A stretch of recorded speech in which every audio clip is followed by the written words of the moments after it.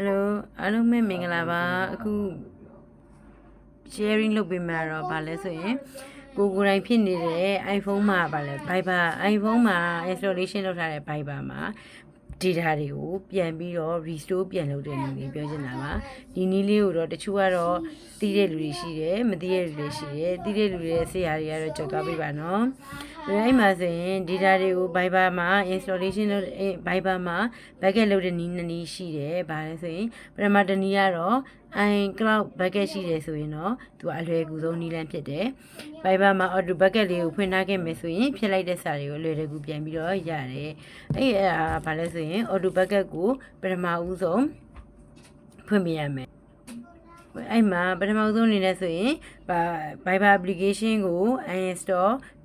ကိုယ့်ရဲ့ဖုန်းထဲမှာရှိနေတာကို uninstall ပြန်လုပ်မယ်ပြီးရင် App Store ကနေမှ installation ပြန်လုပ်လိုက်မယ်နောက်တစ်ချက်ကကျတော့ဘာလို့လုပ်မလဲဆိုရင်ဖုန်းနံပါတ်နဲ့ဒီ Viber ကို activate လေးလုပ်ပေးလိုက်ရင်ရပါတယ်အဲ့ခါမှာဗာပြောမလဲဆိုရင် restore from iCloud ဆိုပြီးတော့ဒီ application installation လုပ်တဲ့ခါမှာပြန်ပြီးမေးလာတဲ့ခါမှာ restore now ကိုနှိပ်လိုက်တဲ့အခါမှာ ਨੇ ဒီအရင်တုန်းက data တွေဖြတ်မိတဲ့ data တွေကပြန်ပြီးတော့ပေါ်လာပါလိမ့်မယ်ဒါမဟုတ်ရင် PC တို့ MacBook တို့မှာလည်း PC မှာပေါ့အဓိက PC မှာ Viber ကိုပဲဒီနံပါတ်နဲ့ installation လုပ်ထားတယ်ဆိုရင်လည်းအဲ့ဒီ Viber မှာစာတွေကမပြတ်နိုင်သေးဘူးမပြတ်တဲ့အခါအဲ့ဒီစာတွေကို copy paste လုပ်ရင်လည်းတကယ်လို့ backup မရှိဘူးဆိုရင်တော့အကယ်ဒီ iCloud မှာ backup မရှိခဲ့ဘူးဆိုရင်တော့ဒီဥစ္စာကပြန်ပြီးတော့ရဖို့ကတော့မလွယ်တော့ဘူး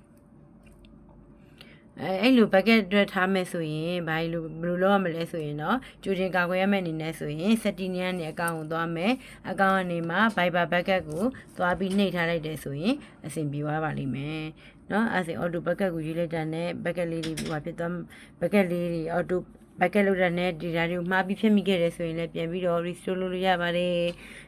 ဒါလေးကတော့မသိသေးတဲ့သူရောသိတဲ့သူရောကိုသိတဲ့သူတွေကလည်းနားထောင်ပြီးရင်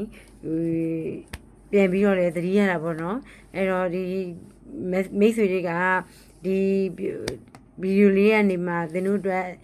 တိမတ်ဆရာတခုရခဲ့မယ်ဆိုရင် like and share လေးနဲ့ကူညီပေးသွားပါကျေးဇူးတင်ပါတယ်ရှင်နောက်ကြရင်လည်း ID နဲ့ပတ်သက်တဲ့နည်းပညာသင်တန်းလေးတွေကိုတစ်ဆင့် sharing လုပ်ပေးမှာဖြစ်တဲ့အတွက်ကြောင့်မို့လို့ like and share လေးလုပ်ပေးပါ subscribe လေးလုပ်ပေးဖို့မြတ်တရခင်ပါတယ်ရှင်ကျေးဇူးတင်ပါတယ်